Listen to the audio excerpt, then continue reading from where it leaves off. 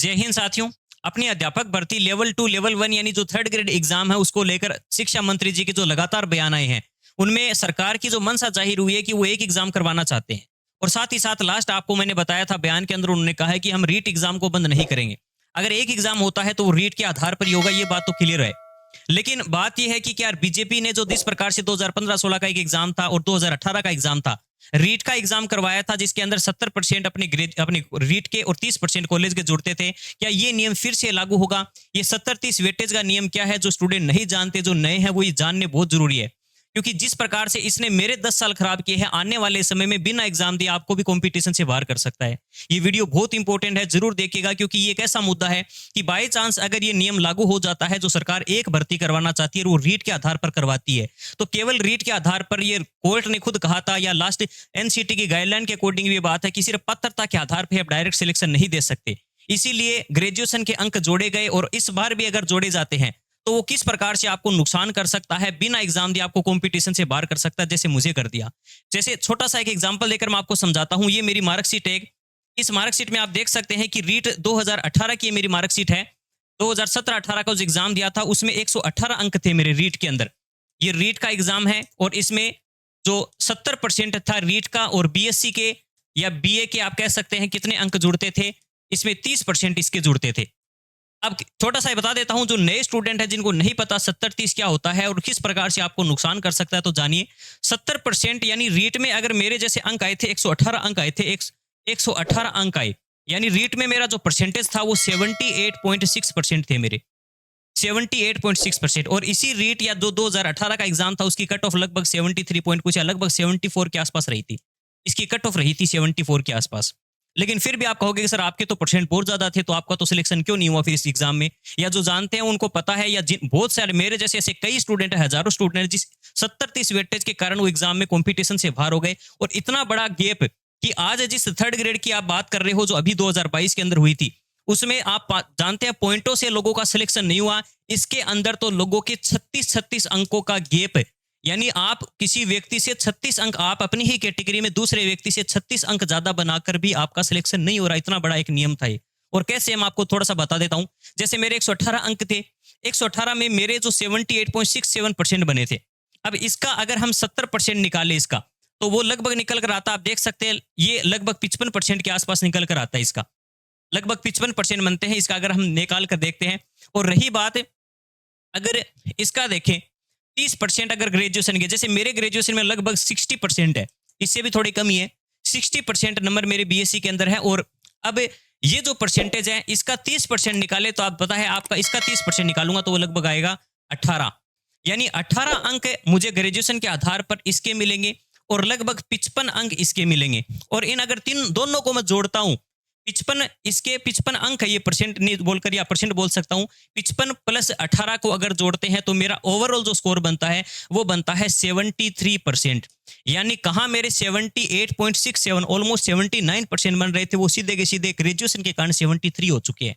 वहीं एक दूसरा एग्जाम्पल मैं आपको देता हूं कि मेरे अगर 118 अंक है तो मेरा ये परसेंट बन रहा है।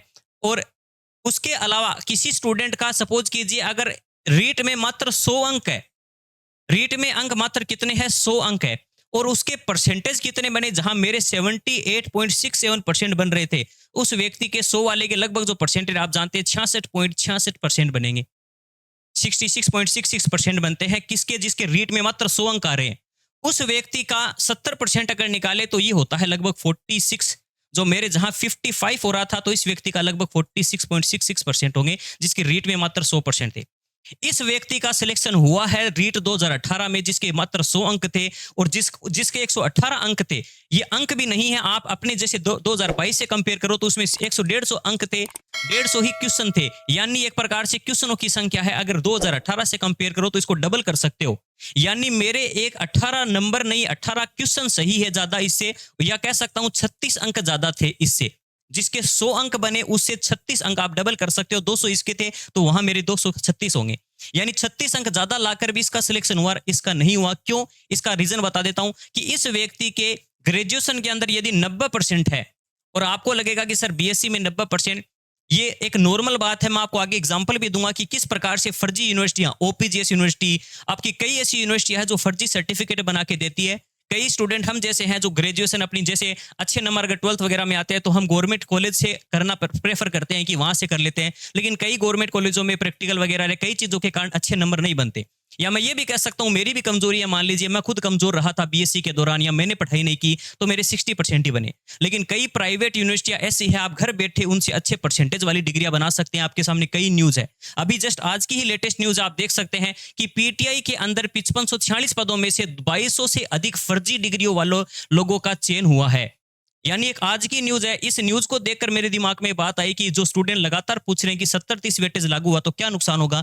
अब आप सोचोगे कि इसका सिलेक्शन कैसे होगा स्वंग, इसके अगर 90% अंक है तो इसके अगर 30% निकालू कॉलेज का तो वो बनेगा कितना, 27%। कितना बनता है, 27%। और इस 27 को और 66 को आप जोड़ते हो तो ये लगभग बनता है 73 पॉइंट लगभग 66%। अब आप सोच सकते हो कि जहां मेरे 118 अंक आने के बाद मेरा ओवरऑल जो स्कोर बन रहा था, ओवरऑल जो स्कोर बन रहा था वो कितना था, आप देख सकते हैं 73%।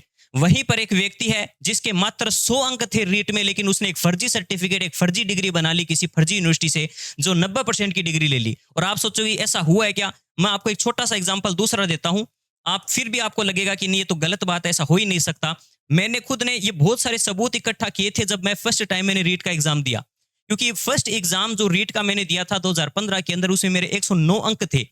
और उस व्यक्ति का सिलेक्शन, सेम ओबीसी कैटेगरी से बिलोंग करता हूं, ओबीसी के अंदर एक ऐसे व्यक्ति का सिलेक्शन हुआ जिसके मात्र 107 अंक थे।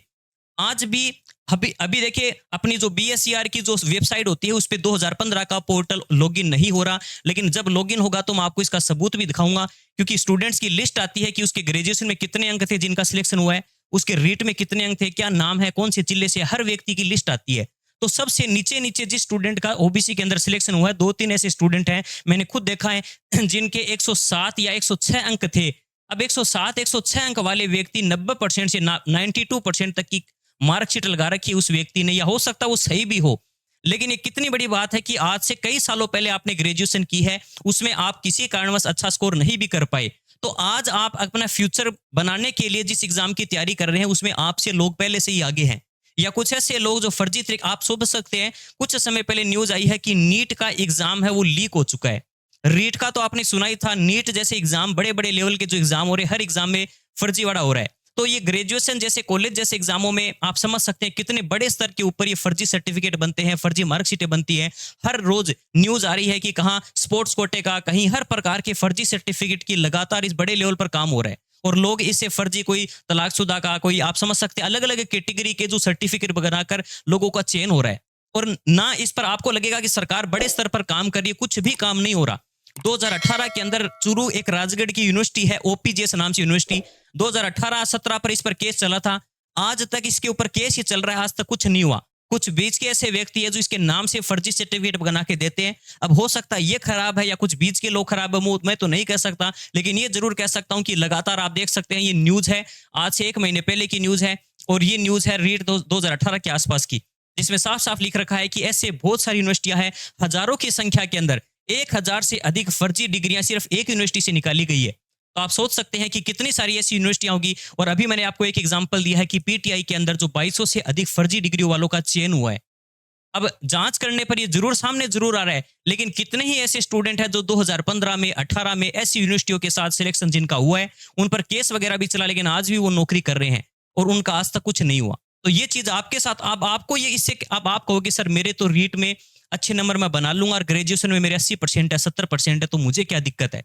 दिक्कत ये है कि आपका एक एग्जाम्पल मैंने छोटा सा अपना दिया है कि मेरे 118 नंबर लाने के बाद रीट में फिर भी सिलेक्शन नहीं हुआ, और उसका सिलेक्शन हुआ है जिसके मात्र 100 अंक थे। यानी उससे 18 अंक लाकर सेम कैटेगरी में हम सेम होकर भी उसका मेरे से पहले सिलेक्शन हो रहा है, उससे 36 अंक ज्यादा लाने पड़ेंगे मुझे अगर इसी प्रकार की अगर रहा फर्जी सर्टिफिकेट रहा तो। दूसरी बात आप देख सकते हैं, ये ऐसा ही मैंने आपको मेरा एक दूसरा एग्जांपल दिया कि मेरे 10 साल खराब इस रीट के चक्कर में क्यों हुए, क्योंकि 2015 में एग्जाम दिया था तब भी 70-30 का वेटेज था, 2018 में दिया तो मैंने आपको दिखा दिया कैसे 118 अंक लाकर भी सिलेक्शन नहीं हुआ। फिर आपको पता है नेक्स्ट भर्ती आई थी, 138 नंबर थे इसके अंदर, 138 नंबर, जो बाद में वापस रिजल्ट आए तो 137 अंक थे। लेकिन फिर इस भर्ती को रद्द भी कर दिया गया, हालांकि इसमें भी 90-10 का नियम था। 70-30 नियम का बाद में सरकार को पता चला कि लोग फर्जी सर्टिफिकेट से सिलेक्ट हो रहे हैं, और सरकार ने खुद एक्सेप्ट कर लिया बाद में तो कि हाँ, ये नियम गलत है, 70-30 वेटेज को हटाएंगे और 90-10 वेटेज करेंगे, क्योंकि 100% रीट के आधार पर आपको सिलेक्शन नहीं दिया जा सकता। ये एनसीटी की गाइडलाइन है। हाँ, भले ही वो ग्रेजुएशन के आधार पर या फिर बीएड के आधार पर या सबके थोड़े थोड़े परसेंट जोड़कर 2%, 5, 10 कुछ ना कुछ तो करना पड़ेगा। सिर्फ रीट का 100% वो नहीं दे सकते। इसलिए रीट में आप कितना भी अच्छा स्कोर कर लो, अगर आपका ग्रेजुएशन में अच्छे अंक नहीं है, या ऐसे लोग जो फर्जी सर्टिफिकेट बनाएंगे, वो आपको आगे नहीं आने देंगे इसमें। इसलिए इस चीज का विरोध, अगर सरकार एक एग्जाम की बात करती है तो सबसे पहले तो ये ग्रेजुएशन के जो परसेंटेज होते हैं इसको हटाया जाए।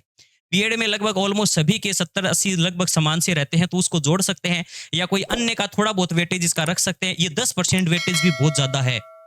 अगर फिर से वही बात है कि किसी के 60% है, किसी के 90% है, तो उसके 9 अंक बन रहे हैं, इसके 6 अंक ही बन रहे हैं। 3% बहुत ज्यादा होते हैं। ये 3% है, अंक भी नहीं है। बिना एग्जाम दिए कोई व्यक्ति आपसे 3% आगे है, भले ही उसने चलिए अच्छी मेहनत करके नंबर बनाए हैं, लेकिन क्या पता चलेगा किसने मेहनत की है और किसका फर्जी सर्टिफिकेट है। इतने बड़े लेवल पर जांच कोई नहीं करता। और ये लास्ट एग्जाम है 131 एग्जाम, 131 स्कोर था। रीट में लगातार अच्छा स्कोर करने के बाद भी मेरे 10 साल खराब हुए, सिर्फ कुछ काले कानूनों के कारण। ऐसा ही एक सबसे बड़ा काला कानून है 70-30 वेटेज का। अगर ये लागू हो गया तो जैसे मेरी लाइफ खराब हुई है इस रीट के चक्कर में, मेरे इंपॉर्टेंट 10 साल जिसमें मैं बहुत कुछ कर सकता। हालांकि देखिए, मेरा एक बहुत बड़ा डिसीजन मैं मानता हूं कि उसी दौरान 2015 के एग्जाम के बाद मैंने ऑफलाइन पढ़ाना शुरू किया। पहले 12th लेवल तक, फिर कॉम्पिटिशन एग्जाम की तैयारी करवाने लग गया। उससे थोड़ा फाइनेंशियली मुझे इतना सपोर्ट मुझे मिलता रहा खुद के स्तर पर, जिसके कारण मुझे एक मोटिवेशन मिला कि नहीं, मैं प्राइवेट सेक्टर में भी अच्छा कर सकता हूं। देखिए, इस चीज को आप पॉजिटिव लीजिएगा, ये सोचकर चलिएगा कि ऐसा होता है तो हमें विरोध करने के लिए इस चीज को तैयार रहना पड़ेगा। सरकार अगर एक एग्जाम करवाती है, रीट के आधार पर करवाए, किसी भी एग्जाम से आधार पर करवाए, लेकिन ग्रेजुएशन में 30% जुड़ना ये बिल्कुल गलत है, और आप भी इसमें पूरा सपोर्ट देने की कोशिश कीजिएगा। अगर ऐसा होता है, आपके भले ही अच्छे अंक हो, लेकिन आपसे भी बड़े ऐसे व्यक्ति बैठे हैं जो फर्जी सर्टिफिकेट 90% से ज्यादा वाले, या आप इतना ही देख लीजिए कि लॉकडाउन जैसे समय में बिना एग्जाम दिए लोगों के 80-80% के सर्टिफिकेट मार्कशीट पड़ी उनके पास। 80% ग्रेजुएशन में एक एग्जाम भी नहीं दिया। आपको भी पता, लॉकडाउन में लोगों की बिना कुछ किए ही एग्जाम में नंबर बने हैं, और सीधा सीधा उनकी अच्छी डिग्रियां उनके पास है। और अभी आपने देखा कि 12th का रिजल्ट आया जिसके अंदर लोगों के 100% अंक बन रहे हैं। हालांकि वो ईमानदारी से बने होंगे, मैं ये नहीं कह रहा कि वो गलत है, लेकिन आज का समय और आज से 10 साल 20 साल पहले जिन्होंने ग्रेजुएशन की है, जिनको एग्जाम दिया है, उनका बराबर लेवल नहीं हो सकता कभी भी। उस सब्जेक्टिव एग्जाम का आप कभी भी कंपटीशन में योगदान नहीं कर सकते कि उसके कितने अंक बने होंगे, क्योंकि किसी व्यक्ति के नंबर के आधार पर आप नहीं डिसाइड कर सकते कि वो जिसका सिलेक्शन हुआ है, अच्छे नंबर आए हैं, उसके आधार पर व्यक्ति के आप गुणों का, उसके स्किल्स का या उसके क्वालिटी के आप आंकलन नहीं कर सकते। हो सकता है कि किसी एक फील्ड में वो अच्छा ना हो तो दूसरी फील्ड में वो अपना करियर बना सकता है। ऐसे लोगों को डिमोटिवेट भी ना करे। मैंने देखा है 12th का रिजल्ट आया, जिनके अच्छे रिजल्ट आ रहे थे उनको अप्रिशिएट किया जा रहा था, या किसी कारण से जिसका अच्छा नंबर नहीं आया उसको ताने सुनाए जा रहे थे कि आपका कुछ नहीं हो सकता। ऐसा कुछ भी नहीं है। आप मेरा करियर देख लीजिए, भले ही मेरे 10th में, 12th में या ग्रेजुएशन में अच्छे अंक नहीं है, लेकिन कॉम्पिटिशन लाइन में मैंने हमेशा ही एक अच्छा स्कोर करने की कोशिश की है, और आज आपके सामने है कि इतने बड़े स्तर के ऊपर अपना खुद का एप्लीकेशन चल रहा है, इतने सारे लोग जुड़ रहे हैं, इतने सारे लोगों का सिलेक्शन हो रहा है, और लास्ट समय एग्जाम के अंदर 30 में से 30 क्वेश्चन देना। तो भले ही खुद का सिलेक्शन ना हो, लेकिन दूसरों के सिलेक्शन में भी मैंने योगदान दिया है, और मेरे जैसे कई हजारों लाखों ऐसे व्यक्ति है जो खुद किसी काम में शायद हो ना सके कि एक फील्ड में वो अच्छा न हो। देखिए, मैं साइंस में अच्छा हो सकता हूं, लेकिन मैं ये नहीं कह सकता रीट। आप कई सोचोगे सर रीट में इतना अच्छा स्कोर है तो लास्ट एग्जाम में आपका क्यों नहीं हुआ, फिर 2 गुना में क्यों हुआ, 1 गुना में चेन क्यों नहीं हुआ?